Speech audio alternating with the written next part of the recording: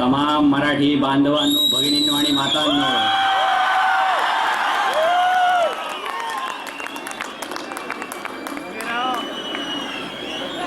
पेटलेला मराठी माणूस, चौथाळलेला मराठी माणूस हे पाहून स्वतः शिवारांना देखील आनंद झाला असेल की माझ्या महाराष्ट्रातला मराठा पेटून उठला.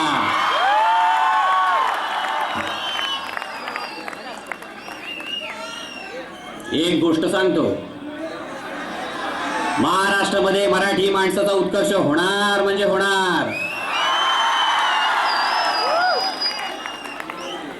आणि याच्या पुढे भाषणाची सुरुवात ही याच वाक्यापासून की महाराष्ट्रामध्ये मराठी माणसाचा उत्कर्ष होणार म्हणजे होणार.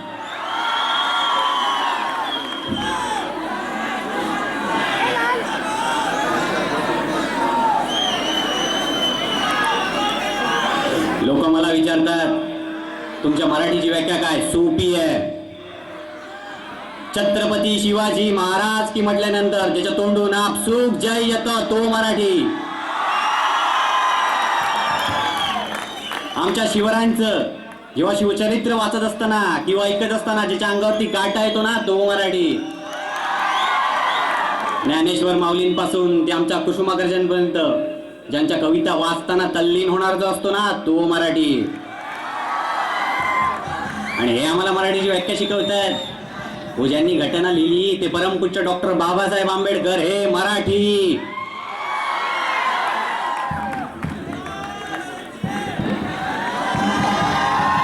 मी जेव्हा माझ्या पक्षाचा विचार करत होतो तेव्हा पहिला विचार माझ्या मनामध्ये आला की माझ्या पक्षामध्ये काम करणारा जो कोणी कार्यकर्ता असेल त्याच्या घरच्या, त्याच्या घरी त्याचे वडील, त्याची आई, त्याची बहीण, त्याचा भाऊ, त्याची बायको, त्याची मुलं यांच्या चेहऱ्यावरती एक प्रकारचं समाधान असलं पाहिजे की हा राज ठाकरे बरोबर आहे, कुठे फुकट गेला नाही पोरगा माझा.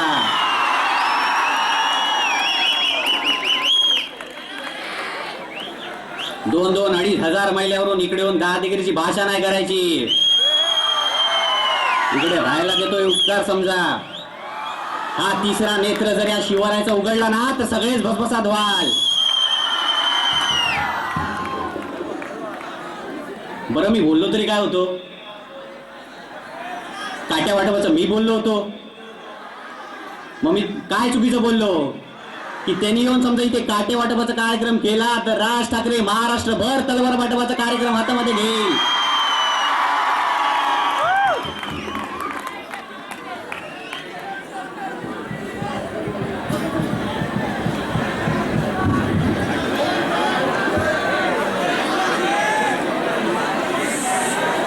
महाराष्ट्र एकदा माझ्या हातात देऊन बघा, तुम्हाला कसा हा महाराष्ट्र सुतासारखं करून दाखवतो ते बघा फक्त.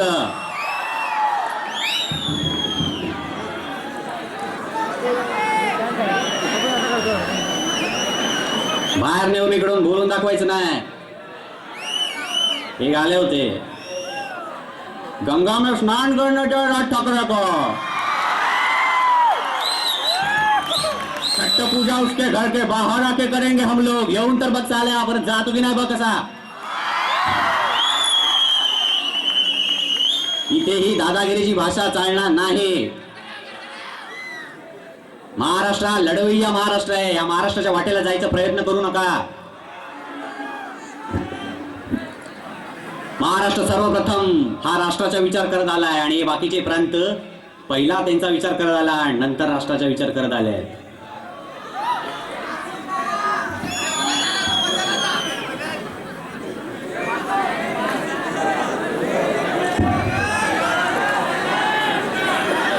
या आंदोलनात